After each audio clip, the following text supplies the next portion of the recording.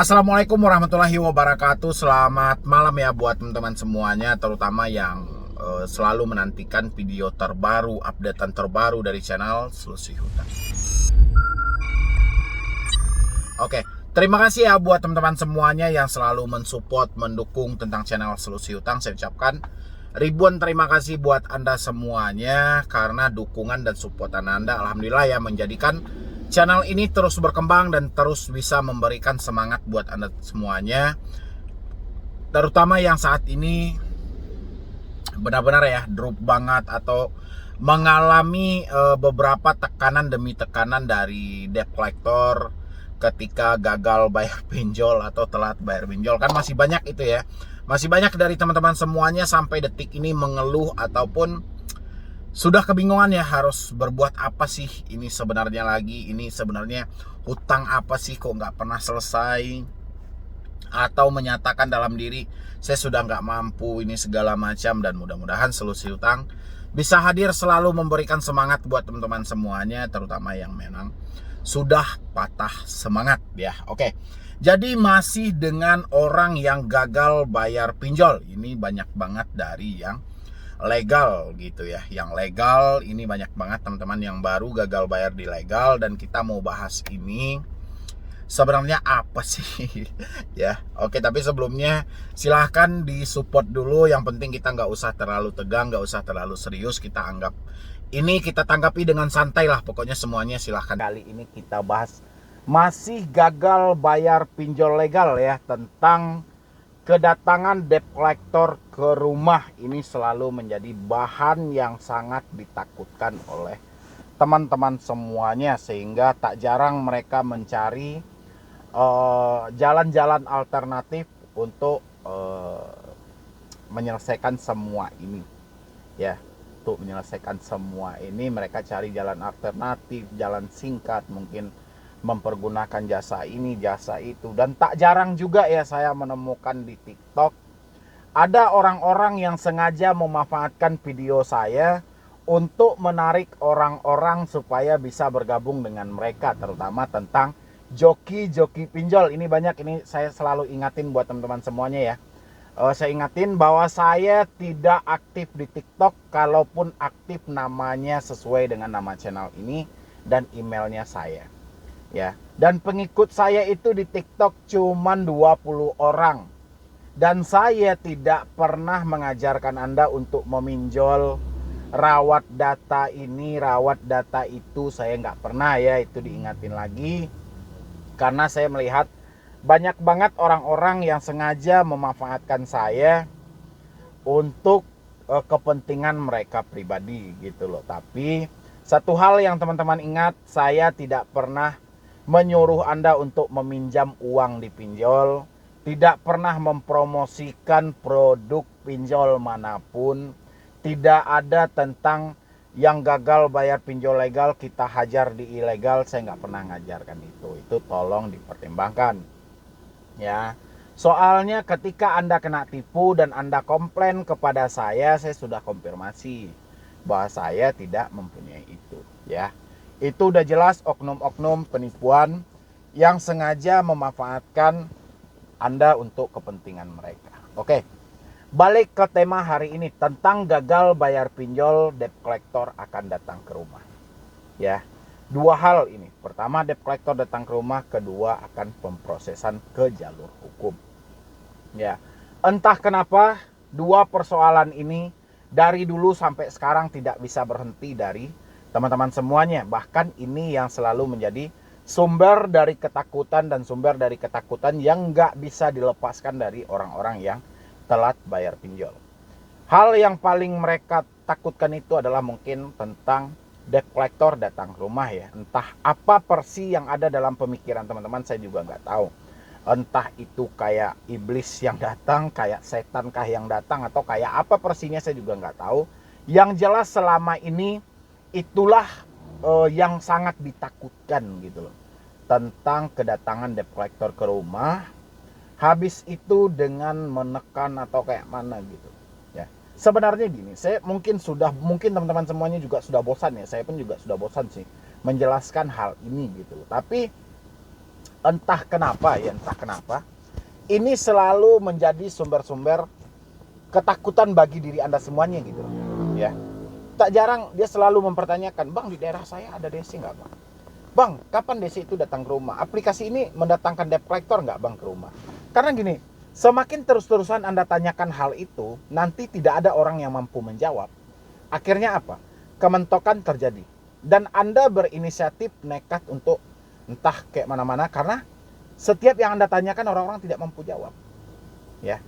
Contoh, kapan DC akan datang ke rumah? Siapa yang akan tahu? Ya. Kalau ada orang yang tahu persis kapan DC datang ke rumah, kita pantas bertanya ke mereka. Pantas kita curigai, ada apa? Kenapa dia bisa tahu persis? Aplikasi ini DC-nya datang setelah sekian ini. Kita harus bertanya dulu. Ya.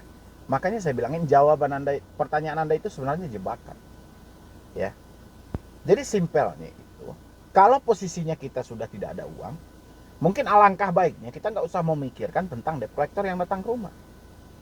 Ada juga orang yang menyatakan kepada saya, "Gimana kami nggak mikirin, Bang? Yang kami takutin nanti dia hubungi tetangga, hubungi ini." Ya silahkan, mau hubungi tetangga, mau hubungi siapa. Juga kita kan gagal bayar saat ini kan karena uang, bukan karena settingan. Karena uang kita nggak ada, makanya kita gagal bayar. Mau mereka hubungi tetangga kita juga duit kita nggak ada. Mau mereka datang ke rumah duit kita juga nggak ada. Terus apa yang menjadi bahan ketakutan? Ya, nanti, Bang, orang tua saya spot jantung. Ya, orang sakit belum tentu mati kok. Jadi jangan Anda ponis-ponis kayak gitu. Jadi sama aja Anda menyumpahin orang tua Anda sendiri. "Bang, takutnya, Bang, dia datang ke rumah orang tua saya sakit jantungnya kambuh." Gak bisa juga seperti itu. Gak bisa. Soal umur, soal penyakit, semuanya itu sudah ada yang nentuin. Jangan Anda kait-kaitkan dengan masalah Anda yang seperti ini. Makanya Anda itu jujur, terus terang, sampaikan, jelaskan, biar nggak ada beban yang ada. Ya. Tapi kalau Anda tidak bisa jujur, ya otomatis Anda akan dihantui dengan rasa takut dan beban pikiran yang cukup besar. Ya pastinya seperti itu. Ya. Jadi saya berharap itu buat teman-teman semuanya. Jangan ada lagi ya. Ini minta tolong banget gitu. Kalau memang Anda gagal bayar pinjol karena uang tidak ada, jangan ada lagi yang ketakutan cuman dibayang-bayangi debt collector datang ke rumah. Jangan sampai ada lagi. Ya. Kenapa seperti itu? Ini kalau terus-terusan ini Anda pupuk, ini Anda takut-takuti, ini permasalahan Anda akan makin parah loh. Bukan makin selesai, tapi akan makin parah. Ya, tolong dipertimbangkan itu. Logikain aja. Mau mereka datang ke rumah, duit kita nggak ada. Mereka via telepon, duit nggak ada. Mereka hubungi orang sekitar, duit juga nggak ada. Terus apa yang jadi masalah? Ya, kayak gitu dong. Fakta aja. Kalau memang duit nggak ada, berarti kita kekurangan uang. Berarti kita dikatain orang miskin. Ya udah silakan, memang duit nggak ada. Ya, kalau soal miskin itu dihitung soal dari segi uang, ya udah kita terima. Memang uang kita nggak ada. Jadi dengan seperti itu kita ikhlas. Tidak ada beban yang menyangkut dalam hati. Ya. Habis itu lagi tentang proses hukum. Proses hukum ini juga menjadi hal yang paling menakutkan dari teman-teman semuanya. Makanya saya selalu ngingatin, kalau Anda mencari solusi di YouTube, silahkan, nggak ada masalah. Tapi carilah solusi itu yang tepat dengan diri Anda. Jangan asal menangkap solusi aja. Ya, cari yang paling tepat. Kalau untuk sesingkat pengalaman saya, belum ada orang yang dipenjara gara-gara tidak mampu bayar pinjol. Saya berapa kali itu menjelaskan di YouTube. Ya. Jadi kalau kita bahas cuman ini aja setiap hari, ini masalahnya nggak akan bisa selesai loh. Ya. Anda menengok saya juga, habis itu Anda takut juga, Anda sibuk dengan ketakutan Anda, ya percuma Anda melihat hari ini. Jadi Anda buang-buang kuota kalau saya rasa. Ya. Yang jadi persoalan hari ini sebenarnya kan tentang uang ada atau tidak ada kan. Itu aja sih. Karena kita nggak ada uang, makanya kita disebut dengan galbay atau telat bayar. Ya. Jadi mereka mau datang, mau nggak datang, mau proses hukum, mau nggak, kalau duit nggak ada ya tetap juga nggak ada. Ya. Jadi apa yang harus menjadi beban yang terus-terusan seperti itu? Kalau untuk bahasa debt collector itu sangat banyak. Mereka mengunjungi ke rumah lah, mengirim polisi lah, ngirim OJK lah. Banyak, tapi kita nggak usah percaya itu. Tujuan mereka semuanya tagihan kok. Tujuan sumber mereka sebenarnya itu uang. Tujuan mereka itu uang. Ya, jadi terserah mereka mau bahasanya seperti ini, terserah aja. Juga semuanya juga kembali ke kita. Kita mampu atau tidak? Kalau kita mampu bayar kan, kalau nggak mampu ya udah terserah. Ya, yang penting resiko yang fatal untuk diri Anda tidak ada, tapi pemikiran Anda lah sebenarnya yang memfatalkan ke diri Anda. Pemikiran Anda lah sebenarnya yang kejam, yang akan mencelakai diri Anda. Ini teman-teman harus ingat semuanya ini. Jangan sampai kita terhanyut dalam pikiran, yang pikiran ini menyesatkan kita loh. Ya, dan untuk mencari solusi di YouTube itu tolong dipertimbangkan.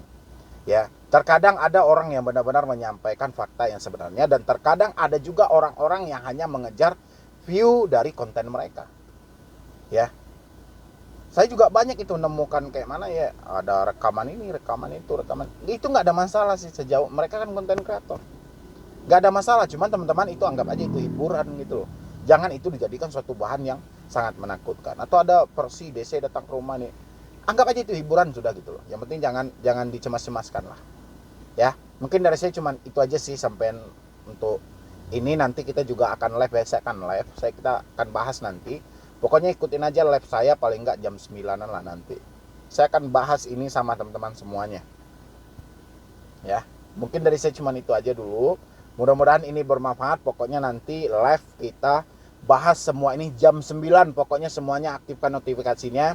Nanti kita bahas apa-apa aja nih yang menjadi bahan ketakutan bagi Anda sampai detik ini. Kita bahas nanti lengkap, full.